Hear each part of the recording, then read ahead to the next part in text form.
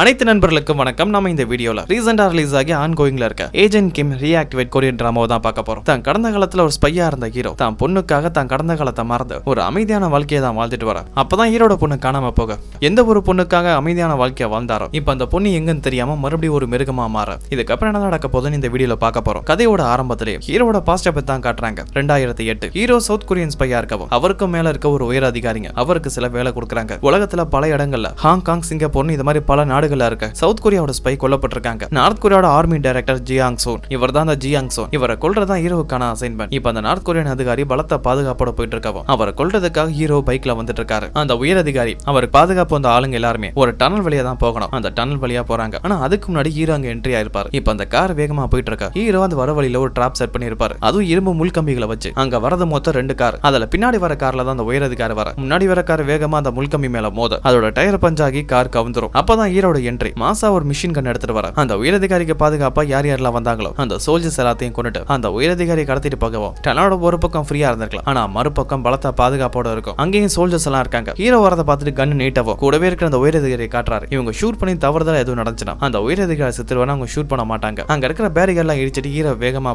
போற வழியில ஒரு பாலம் இருக்கு. அந்த பாலத்தை தாண்டாதான் ஹீரோவால தப்பிக்க முடியும். ஆர்மி ஆளுங்க பெரிய பெரிய ட்ரக் எல்லாம் எடுத்துட்டு வர. அதை தாண்டி தப்பிக்க முடியாதுன்னு தெரிஞ்சுக்கிட்ட ஹீரோ அவர் வந்த காரை வேகமா ஓட்டிட்டு போய் பாலத்து கீழே இருக்க ஆத்துல விழவும் அதுக்கு அடுத்த நாள் நார்த் கொரியாலும் சரி சவுத் கொரியாலும் சரி அந்த ஜியாங்சோனுங்கிற உயர் அதிகாரி இறந்து போன நியூஸ் தான் வர ஆரம்பிக்குது. ஜியாங்சோனுங்கிற உயர் அதிகாரி கடத்தப்பட்டிருக்காரு. அவரை கடத்தினது ஒரு சவுத் கொரியன் சோல்ஜரா இருக்குன்னு சொல்லி நார்த் கொரியா சந்தேகப்படுறதாவும் ஆத்துல இருந்து அந்த உயர் அதிகாரி உடல் கிடைக்கும் போது அவர் உடலோட இன்னொரு உடல் கிடைச்சதாவும் இதை அவரை கடத்த ட்ரை பண்ண அந்த கடத்தல்காரனோட உடம்பா தான் இருக்குன்னு சொல்றாங்க. அதாவது ஹீரோ ஒரு ஃபேக்கான பாடியை ரெடி பண்ணிட்டு அவர் இறந்த மாதிரி செட் பண்ணிருப்பாரு. இப்ப அந்த நியூஸ் தான் சவுத் கொரியாவை சேர்ந்த உயர் அதிகாரி பாக்குறாரு. இவர் நம்ம ஹீரோவுக்கு மேல இவரை நம்ம மேஜர்னு சொல்வோம். மேஜர் அந்த நியூஸை பார்த்துட்டு ஹீரோ கண்டிப்பா சாக வாய்ப்பு இல்ல. இதெல்லாம் அவரோட திட்டான்னு புரிஞ்சுக்க இப்ப ஹீரோவை தான் காட்டுறாங்க. தான் மனைவியை பாக்குறதுக்காக ஹாஸ்பிட்டல் தான் வராரு. அவங்க பிரெக்னெண்டா இருந்தாங்க. இதுக்கு குழந்தை பிறந்திருக்கு. அது இப்ப டாக்டர் உங்க குழந்தைய நல்லபடியா காப்பாத்திட்டோம். ஆனா உங்க மனைவி எங்களால காப்பாற்ற முடியல. அவங்க உயிருக்கு போராடிட்டு இருக்காங்கன்னு சொல்ல ஹீரோ தான் மனைவி தான் கடைசியா பார்க்க வரவும் உயிருக்கு போராடிட்டு இருக்க அவங்க கையை பிடிச்சுக்கிறாரு. அப்பாவோட மனைவியும் நமக்கு ஒரு அழகான பெண் குழந்தை பிறந்திருக்கு. அதோட பேரை மின்னு வை. ஆபத்தான கடந்த கால வாழ்க்கையெல்லாம் மறந்து ஒரு நிம்மதியான வாழ்க்கை நம்ம பொண்ணுக்காக வாழு. அவளோட அன்பா நடந்துக்கும். இந்த உலகத்துல எந்த ஒரு அப்பாவும் தான் பொண்ணுக்காக கொடுக்க முடியாத அன்பை நீ அவளுக்கு கொடுக்கணும். நல்லபடியா பாத்துக்கணும்னு சொல்லிட்டு அதே இடத்துல ஹீரோட மனைவி இறந்து போகவும் ஹீரோ கதறி அழுகிறாரு. அதுக்கப்புறம் தனக்கு உயர் அதிகாரி இருக்க அந்த மேஜரை தான் மீட் பண்ண வரவும் அவரோட கழுத்துல கன்னை வச்சு மிரட்டுறாரு. ஏன்னா ஹீரோ ஒரு சாதாரண சோல்ஜர்ல ஒரு ஸ்பை. அவரை மாதிரி ஆளுங்க வேலையை விட்டு போகணும்னா சுலபத்துல விட மாட்டாங்க. அதே மாதிரிதான் இந்த தடவையும் ஹீரோ இதுக்கப்புறம் என்னால வேலை செய்ய முடியாதுன்னு தான் இந்த வேலையை விட்டு போறதா சொல்ல அதை மேஜர் ஒத்துக்க மாட்டாரு. அதனாலதான் அவரோட தலையில கன்னை வச்சு மிரட்டவும் அங்க ஏகப்பட்ட சோல்ஜர்ஸ் வந்துருவாங்க. ஹீரோவை கன் எடுக்க சொல்றாங்க. ஆனா ஹீரோ கன் எடுக்கிற மாதிரியே இல்ல. இதுக்கப்புறம் இந்த வேலை எனக்கு செய்ய விருப்பம் இல்ல. என்னால முடிஞ்ச வரை இந்த நாட்டுக்காகவும் சரி நீங்க சொன்ன எல்லா வேலையும் பார்த்துட்டேன். இதுக்கப்புறம் எனக்காக நான் வாழ போறேன். என்னை இப்பவே வேலையை விட்டு அனுப்புங்கன்னு சொல்ல ஹீரோவை பத்தி அந்த மேஜருக்கு நல்லாவே தெரியும். ஹீரோ சொன்ன காரியத்துக்கு ஒத்துக்கலாம். இந்த மேஜரையும் கொண்டு அங்க இருக்க எல்லாருமே கொண்டு ஹீரோ தப்பிக்க வாய்ப்பு இருக்குன்னு ஹீரோ சொன்ன மாதிரி அவரை வேலையை விட்டு அனுப்ப ஒத்துக்க. அதுக்கப்புறம் ஹீரோ தான் பொண்ணோட ஒரு அன்பான வாழ்க்கையை தான் வாழ்ந்துட்டு வராரு. தான் மனைவி சாகும் போது தான் பொண்ணை எப்படி வளர்க்கணும்னு சொன்னாங்களோ அதே மாதிரி அன்பா தான் மகளை வளர்க்க இப்ப பிரசன்ட்ல மின்னு உயிருக்கு போராட்ட நிலைமையில இருக்கவும் மின்னுக்கு என்னதான் ஆச்சுன்னு காட்டுறாங்க. மின்னுக்கு ஹூனுங்கிற அந்த பையன் மேல கண்ணு இருந்திருக்குமே. அவன் ஒரு டியூஷன் முடிச்சு வரும்போது சில ரவுடிங் அவனை மிரட்டி தனியா கூட்டிட்டு போறாங்க. இவங்க எல்லாருமே ஹீரோட ஆளுங்க தான். அந்த ஹூனை மிரட்டி அவன் கையில இருக்க மொபைலை வாங்கி அவன் மொபைல இருந்தே மின்னுக்கு ஸ்கூலோட பேக் ஹெட்டுக்கு வர சொல்லி மெசேஜ் அனுப்ப அதை பார்த்துட்டு தான் மின்னு ஸ்கூலுக்கு எடுக்க வர. அப்பதான் இது ஒரு டிராப்னு தெரிய வந்திருக்கும். அங்க யூரி அவ ஃப்ரெண்டுகளையும் சில ரவுடிங்களையும் கூட்டிட்டு வந்திருப்பா. மின் தன்னை அடிச்சால அதுக்கு பழி வாங்குறதுக்காக தான் இந்த பிளான் பண்ணவும் அந்த யூரியும் மின்ன மிரட்டா. ஆனா இந்த தடவை மின் பயப்படல. நான் இந்த ஸ்கூல்ல படிக்கல டிரான்ஸ்ஃபர் ஆக போறேன். அதனால இதுக்கப்புறம் உனக்கு பயப்பட வேண்டியதில்லைன்னு சொல்லவும் யூரியும் கடைசியா ஒரு வாய்ப்பு கொடுக்கறா. உன் அப்பா எப்படி முட்டிக்கால் போட்டு மன்னிப்பு கேட்டாரோ அதே மாதிரி நீயும் மன்னிப்பு கேளு. நான் உன்னை மன்னிச்சிட நீங்க இருந்து போகலாம்னு சொல்ல. ஆனா மின் அதுக்கு தயாரா இல்ல. நான் என் அப்பா மாதிரி பொறுமசாலி இல்லன்னு சொல்லவும் 2 பேரும் ஒருத்தருக்கு ஒருத்தர் அடிச்சுக்கிறாங்க. அங்க இருக்கிற யூரியோட ஃப்ரெண்ட்ஸ் எல்லாம் அந்த வீடியோ எடுத்துட்டு இருக்க. அந்த பொண்ணு யூரிக்கு தான் அதிகமா அடி விழுந்திருக்கும். அதை பார்த்துட்டு அந்த ரவுடி வந்து மின்ன பிடிக்கவும் அடி வாங்கின யூரி ஒரு கல் எடுத்துட்டு வந்து மின்னோட தலையில பயங்கரமா அடிக்கவும் அதே இடத்துல மின் மயக்க போட்டு விழுந்துருவா. சாதாரண மயக்கம் தான் எல்லாரும் நினைச்சா அங்க மின்னோட தலையில இருந்து ரத்தம் வருது. அதை பார்த்துட்டு எல்லாருமே பயந்து போறாங்க. அங்க இருக்கிற பொண்ணுங்களா எப்படியாவது மின்ன காப்பாத்தி ஆகணும் ஆம்புலன்ஸ் கால் பண்ண போக அந்த ரவுடி தடுக்கிறான். ஏன்னா ஒருவேளை மின் மட்டும் இறந்துட்டா அது கொலை கேஸ். அதால இங்க இருக்க எல்லாருமே தான் மாட்டிக்க போறாங்கன்னு யூரி கிட்ட வந்து இந்த பிரச்சனையை நான் பாத்துக்கிறேன்னு சொல்லிட்டு அங்க இருக்கிற ஸ்டூடெண்ட் அதான்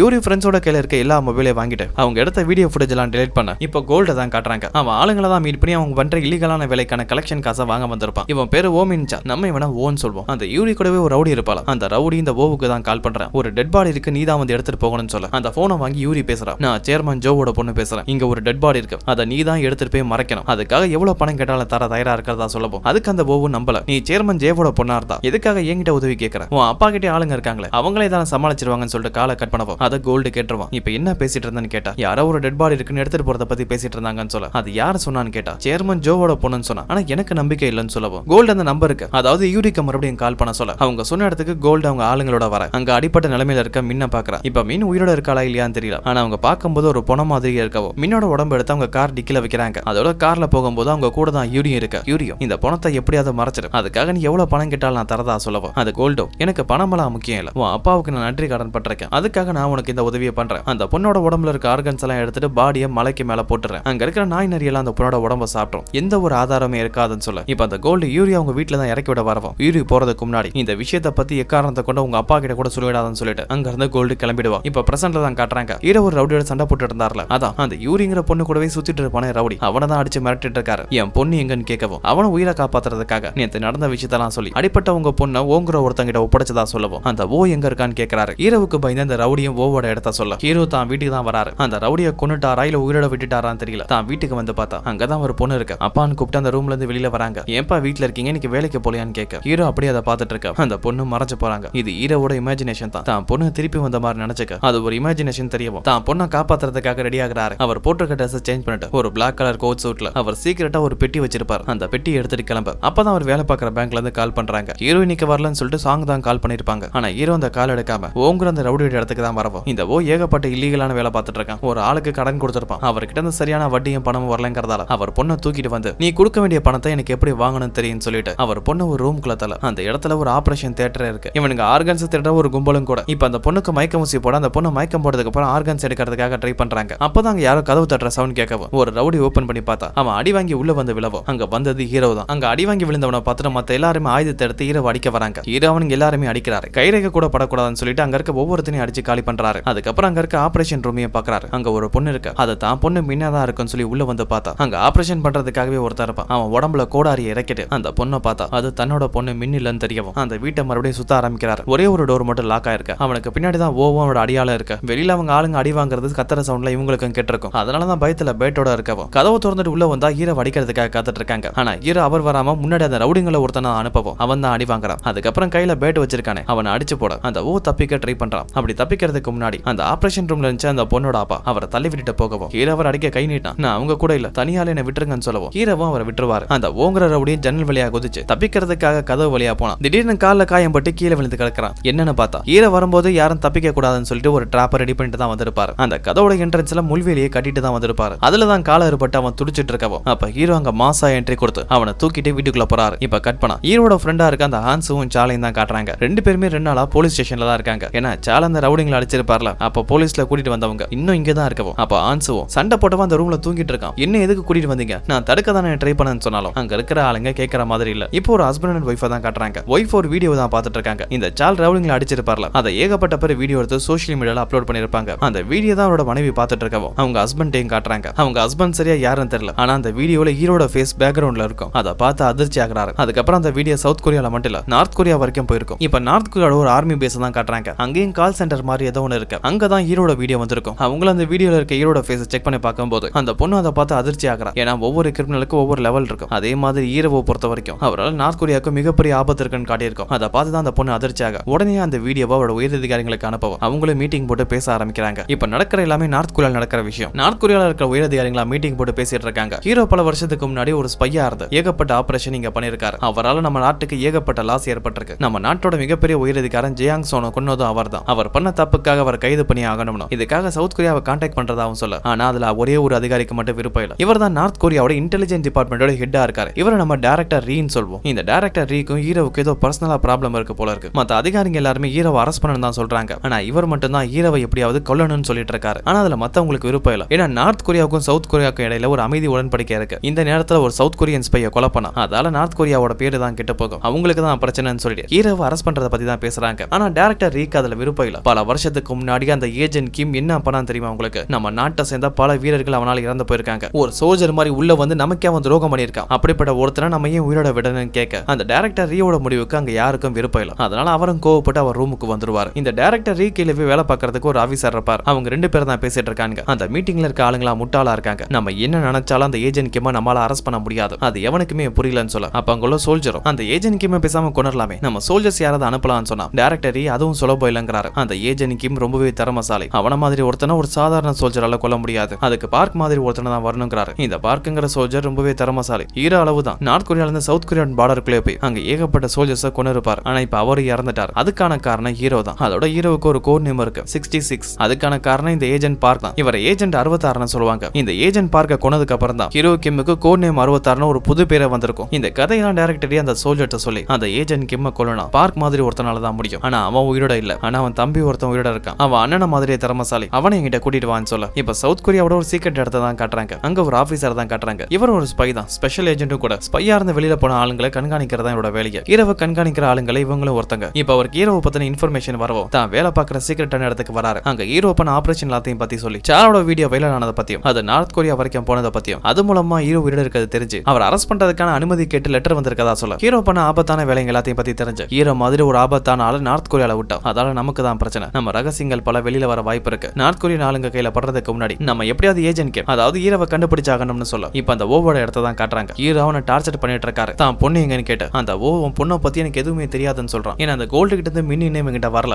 அதனாலதான் இவனுக்கு எந்த ஒரு விஷயமும் தெரியல. அப்ப ஹீரோ என் பொண்ணை தூக்கிட்டு வந்தது உங்க ஆளுங்க தான். அவள் நான் எப்ப கண்டுபிடிக்கிறதுன்னு கேட்டா பாடி எடுத்துட்டு தான் என்ன கான்டாக்ட் பண்ணுவாங்க. ஆனா கால் கூட பண்ண மாட்டாங்க. குரூப் சாட் தான் பண்ணுவாங்க. அப்படி ஒவ்வொரு தடவை சாட் பண்ணும்போது கூட புது புது நம்பர்ல தான் சாட் பண்ணுவாங்க. உன் பொண்ணை பத்தி எனக்கு எதுவுமே தெரியாதுன்னு சொல்ல ஹீரோ கன் எடுத்து அவன் காலையே ஷூட் பண்ணி என் பொண்ணு உயிரோட இருக்கா நான் இன்னும் நம்பிட்டு இருக்கேன். அந்த ஒரு காரணத்தால தான் இந்த அளவு நான் பொறுமையா டீல் பண்ணிட்டு இருக்கேன். அவளுக்கு மட்டும் எதுவும் நடந்தா அது காரணமான ஒருத்தனை கூட உயிரோட விட மாட்டேன்னு சொல்லிட்டு இருக்கும் போது அப்பதான் அந்த ஓவோட நம்பருக்கு மெசேஜ் வரவும் நான் அங்கதான் வரைது ரொம்பவே முக்கியமான விஷயம். நம்ம பசங்க யாருக்கு இந்த விஷயம் வெளியில தெரியக்கூடாதுன்னு சொல்லிட்டு இன்னொரு மெசேஜ் வருது. ஆனா அதை பார்த்து ஹீரோ அதிர்ச்சி ஆகிறாரு. ஆனா அது என்ன மெசேஜ்னு தெரியல. அதை பார்த்த உடனே அந்த நம்பருக்கு கால் பண்ணவும் அங்க இருக்கிறது கோல்டோட ஆளுங்க தான். ஓகிட்ட இருந்து கால் வரத பார்க்கவும் இந்த கோல்டு இதுக்குள்ள 2 ஆளுங்க இருப்பாங்க. இவங்க தான் ரொம்ப முக்கியமான ஆளுங்க. இந்த தாடி வச்சிருக்காரு இவன் பேரு டே. இன்னொரு ஆளு பேரு பே. இப்ப டேவுக்கு ஓவோட நம்பர்ல இருந்து கால் வரவும் அந்த கால் எடுக்க தயங்குறாரு. அதை பார்த்துட்டு பேவும் அந்த ஓகிட்ட தானே கால் வருது எடுக்க வேண்டியதானே ஏன் எடுக்காம இருக்குன்னு கேட்டா அதுக்கு அந்த தாடி வச்சிருக்காரு அப்படி டேவும் இந்த ஓ எப்பவுமே கால் பண்றதுக்கு முன்னாடி நமக்கு மெசேஜ் பண்ணுவான். அதுக்கப்புறம் தான் காலே பண்ணுவான். ஆனா இப்ப டைரக்டா எந்த ஒரு மெசேஜுமே பண்ணாம கால் பண்றான். அதான் டவுட்டா இருக்குன்னு சொல்லவும் அதுக்கு பேவும் எந்த பிரச்சனையில அட்டன் பண்ணன்னு சொன்னா கோல்டு வேணான்னு சொல்றாரு. ஏன் காரணம் கேட்டா திடீர்னு மெசேஜ் பண்ணாம அவன் கால் பண்றானா இது போலீஸ் காலா கூட இருக்க வாய்ப்பு இருக்கு. கால் எடுக்க வேணான்னு சொல்ல அவனுக்கு காலை கட் பண்ணது மட்டும் இல்லாம அந்த சாட்டையும் ஃபுல்லா பிளாக் பண்ணி அந்த குரூப்பை டெலீட் பண்ணிடுவாங்க. அதை அந்த ஓ கிட்ட காட்டவும் இதுக்கப்புறம் அவங்களை கான்டாக்டே பண்ண முடியாதுன்னு சொல்ல கடுப்பான ஹீரோ அந்த ஓவை கொண்டுலான்னு சொல்லி கன் எடுத்தா அங்க போலீஸ் வந்துருவாங்க. அதான் இந்த ஓவோட ஆளுங்க ஒரு பொண்ணையும் அப்பாவையும் கூட்டிட்டு வந்து அந்த பொண்ணோட உடல் உறுப்பெல்லாம் திருட ட்ரை பண்ணிருப்பாங்களா அவங்க தான் போய் போலீஸ் கம்ப்ளைண்ட் பண்ணவும் இந்த இடத்துக்கு போலீஸ் வர ஹீரோவை பிடிச்சிருவாங்க. அதனால அந்த ஓவும் தப்பிச்சிருவான். இப்ப கட் பண்ணா சேர்மன் ஜோவோட வீட்டு தான் காட்டுறாங்க. அங்க ஒரு பொண்ணு யூரி பயத்துல இருக்கா. அதோட மொபைல்ல செக் பண்ணி பாக்குறா அந்த மின்னோட பாடி எங்கேயும் கிடைச்சிருக்கானு. ஏன்னா அந்த கோல்டாம ஆளுங்களை என்ன சொல்லிருப்பாங்கன்னா மலையில கொண்டு போய் பாடியை போட்டுருவோம் அங்க இருக்க நாய் நெறி சாப்பிட்டுன்னு சொல்லுவாங்களா. ஒருவேளை போலீஸ்க்கு எதுவும் கிடைக்க வாய்ப்பு இருக்கான்னு சொல்லி இன்டர்நெட்ல சர்ச் பண்ணி பார்த்தா அப்படி எந்த ஒரு பாடி இப்போ வரைக்கும் கிடைக்கல. அதோட யூரிக்கு என்ன ஒரு பயனா முன்ன தேடி அவங்க அப்பா வந்திருக்கும் போது மீட் பண்ணிருப்பாளா. அப்ப அவர் உடம்புல இருக்க காயம் அவர் சண்டை போட்ட விதம் அதெல்லாம் பார்க்கும்போது அவர் ஒரு சாதாரண ஆள் இல்லனோ தான் பிரச்சனை எல்லாம் மாட்டிக்கிட்டு நல்லாவே தெரியுது. அந்த நேரத்துல வீட்டுக்கு ஜோவும் வராரு. தான் மனைவி கிட்ட பொண்ணை பத்தி கேட்கவும் உங்க பொண்ணு இன்னமும் அப்செட்டா தான் இருக்கா. ரூமை விட்டு வெளியில வரல சரியா சாப்பிடல யார்கிட்டையும் பேசலன்னு சொல்லவும் தான் பொண்ணை பாக்குறதுக்காக அப்பாவும் வராரு. ஸ்கூல்ல யூரிக்கும் மின்னுக்கு சண்டை நடந்திருக்கும்ல அதை நினைச்சு தான் பொண்ணு அப்செட்டா இருப்பான்னு சொல்லி பொண்ணை சமாதானப்படுத்துறாரு. இந்த ஸ்கூல் சண்டை எல்லாம் பெருசா எடுத்துக்க கூடாதுமா. அந்த பொண்ணு அம்மா இல்லாம வளர்ந்துட்டா அதனால இதுவும் தப்பு பண்ணிருப்பா. இதுக்கப்புறம் அந்த பொண்ணு வழியில வர மாட்டா உனக்கு எந்த ஒரு பிரச்சனையும் இல்லைன்னு சொல்ல அப்பவும் யூரி நார்மலான மாதிரி தெரியல கொஞ்சம் படபடப்பாவே இருக்க. அவங்க அப்பாவும் பக்கத்துல வந்து உனக்கு எதுவும் பிரச்சனையா இல்ல நீ எதுவும் பயப்படுறா அப்பா கிட்ட சொல்லு நான் பாத்துக்கிறேன் கவலைப்படாதான்னு சொல்ல இப்ப அந்த கோல்டே அவன் ஆளுங்களை தான் காட்டுறாங்க. அவன் ஆளுங்க கோல்டுக்கு ஐடியா கொடுக்குறாங்க. அந்த யூரி பணக்கார வீட்டு பொண்ணு தானே அவங்க அப்பாவா ஒரு பொண்ணு செஞ்ச காரியத்தை வச்சு பிளாக்மெயில் பண்ணா நமக்கு பணம் கிடைக்குன்னு சொல்லி ஐடியா கொடுக்குறாங்க. அப்பதான் கோல்டு அந்த ரவுடிங்கள்ட்ட நீங்க நினைக்கிற மாதிரி அந்த ஜோ ஒன்னு சாதாரண ஒரு பிசினஸ் மேன் இல்லன்னு சொல்ல அப்படியே கட் பண்ணா 2016 தான் காட்டுறாங்க. அந்த நேரத்துல இந்த கோல்டு சேர்மன் ஜோ கீழ தான் வேலை பார்த்துட்டு இருக்காவோ அவர் சொல்லி ஒரு ஆளை கூட்டிட்டு வந்திருப்பான். இவரோட வேலையை டெமாலிஷன் பண்றது அதாவது பில்டிங் இடிக்கிறதா இவரோட வேலையை. சேர்மன் ஜோவும் இவருக்கு ஒரு பில்டிங் இடிக்க சொல்லி வேலை கொடுத்திருப்பாரு. ஆனா சொன்ன நேரத்துல வேலை முடியல. அந்த வேலை முடியாத ஒரே காரணத்துக்காகவே கண்ணாடி பாட்டிலாம் உடைச்சு அவரோட மூஞ்சில வச்சு தேய்ச்சிருப்பாங்க. அந்த அளவு ஆபத்தான ஆளு தான் இந்த சேர்மன் ஜோ. இவரோட கதையெல்லாம் பத்தி அந்த 2 ரவுடிங்க கிட்டையும் கோல்டு சொல்ல அதை கேட்ட பேவும் டேவோ இந்த அளவு ஆபத்தான ஆளுன்னு சொல்றீங்க அப்ப எதுக்காக இந்த வேலையை நீங்க எடுத்தீங்க அவன் பொண்ணே அந்த பிரச்சனை சமாளிச்சுட்டு போட்டோன்னு சொல்லவும் அப்படி சுலபத்துல விட முடியாதரா. அந்த சேர்மன் ஜோக்கு நான் நன்றி கடன் பண்றேன். இப்ப என் நன்றி கடனை நான் தீர்த்துட்டு இருக்கேன். சரியான நேரம் வரும்போது இதெல்லாம் நான் எதுக்காக பண்றேன்னு உங்களுக்கே புரியுன்னு சொல்ல இப்ப ஏஜென்ட் கேம் ஹீரோவை தான் காட்டுறாங்க. ஒவ்வொரு இடத்துல போலீஸ் அரெஸ்ட் பண்ணிருப்பாங்களா இப்ப ஸ்டேஷனுக்கு தான் கூட்டிட்டு போயிட்டு இருக்க. அப்படியே கட் பண்ணா கடல் வழியா நார்த் கொரியாவை சேர்ந்த ஒரு சோல்ஜர் அதாவது ஒரு ஸ்பை சவுத் கொரியாவுக்கு வந்துட்டு இருக்காரு. இவரோட பேரு சியாங். இந்த பார்க்குங்கிற ஒரு சோல்ஜரை பத்தி அந்த டைரக்டர் ரீ சொல்லிருப்பாரு. அந்த பார்க்கோட தம்பி தான் இந்த சியாங். அந்த டைரக்டர் ரீ சியாங்க வர சொல்லி ஹீரோவை கொல்றதுக்கான வேலையை கொடுத்திருப்பாரு. அப்படியே ஹீரோவை பத்தி சொல்லியிருப்பாரு. அது ஏஜென்ட் கிம் ரொம்பவே ஆபத்தானவன். பல வருஷம் நம்ம நாட்டிலே வேலை பார்த்து இங்க இருக்கிற ஏகப்பட்ட சோல்ஜர்ஸை கொன்னு இருக்கான். உன் அண்ணன் பார்க் அவனை ஏஜென்ட் 66 சொல்வோம். அவன மாதிரி ஒரு திறமையான சோல்ஜரை நான் பார்த்ததுல அப்படிப்பட்ட ஒருத்தனை கொன்னதே அந்த ஏஜென்ட் கிம் தான். உன் அண்ணனை கொன்னனால தான் ஏஜென்ட் 66ங்கிற பேர் எடுத்துக்கிட்டு அவனுக்கு கோட் நேம் 66ங்கிற பேர் வந்துச்சு. அப்படிப்பட்ட ஆபத்தான ஒருத்தனை கொல்ற பொறுப்பை நான் உங்ககிட்ட கொடுக்குறேன். சவுத் கொரியாக்கு போ அந்த ஏஜென்ட் கிம்ம கொன்னாவை எடுத்துட்டு போன 66ங்கிற பேரோட நீ நார்த் கொரியா கொரியாவுக்கு கம்பீரமா வான்னு சொல்ல அந்த உயரதிகாரி சொன்னதுக்காகவும் தான் அண்ணனோட மரணத்துக்கு பழிவாகவும் தான் சியாங் சவுத் கொரியாவுக்கு வர. இந்த சவுத் கொரியால நார்த் கொரியாவை சேர்ந்த சில ஸ்பையெல்லாம் இருப்பாங்க. அதுல ஒரு ஆளை தான் சியாங் மீட் பண்ண வரவும் ஏஜென்ட் கிம் பத்தி எதுவும் தகவல் கிடைச்சிச்சான்னு கேட்க அந்த ஏஜென்ட் கிம் எங்க இருக்காருன்னு தெரியல, ஆனா அவனை பத்தி தெரிஞ்ச ஆளுங்களோட தகவல் கிடைச்சதா சொல்லி சால் போலீஸ் ஸ்டேஷன்ல இருக்க தகவலை கொடுக்க இப்ப சால் ஹான்சுவும் இருக்க போலீஸ் ஸ்டேஷன்ல தான் காட்டுறாங்க. இந்த ஹான்சுவும் சால் பண்ண பிரச்சனைக்கு எனக்கு சம்பந்தம் இல்லைன்னு சொல்லி சமாளிச்சு அந்த போலீஸ் ஸ்டேஷன்ல இருந்து வெளியில வராரு. அப்படி வரும்போது அவரை கிராஸ் பண்ண மாதிரி தான் சியாங் போவோம். அவன் போட்டிருக்க ட்ரெஸ் நடவடிக்கைலாம் பார்க்கும்போது ஹான்ஸுக்கே ஒரு நிமிஷம் சந்தேகம் வந்து இவனை பார்க்க ஸ்பை மாதிரி இருக்குன்னு தோணவும் அடுத்த செகண்ட் நான் ஏன் இப்படி எல்லாம் யோசிக்கிறேன், இப்பதான் நான் சோல்ஜர் இல்ல ஸ்பை இல்ல, அப்ப யார் என்ன தேடி வர போறாங்கன்னு சொல்லிட்டு அங்கிருந்து அதை கண்டுக்காம போயிடுவாரு. இப்ப சியாங்கும் அங்க இருக்க ஒரு போலீஸ் ஆபீசர் அடிச்சிட்டு அவரோட ட்ரெஸ்ஸை மாத்திக்குவான். இந்த போலீஸ் ஸ்டேஷன்ல அரெஸ்ட் பண்ணி வச்சிருக்க ஆளுங்களுக்கு எல்லாம் சாப்பாடு கொடுப்பாங்க. அப்படிதான் சாலுக்கு சாப்பாடு கொடுக்கறதுக்காக சியாங் போலீஸ் ஆபீசர் மாதிரியே வரவும் சால் அவன் ட்ரெஸ்ஸை நோட் பண்றாரு. அது ரொம்பவே லூசா இருக்கவும் இவன் கண்டிப்பா போலீஸ் ஆபீசர்லாம் தெரியும். அப்ப சியாங்கும் நான் கோட் நேம் 66 தேடி வந்ததா சொல்ல அதை வச்சே சாலும் நீ நார்த் கொரியால இருந்து வந்திருக்கியா,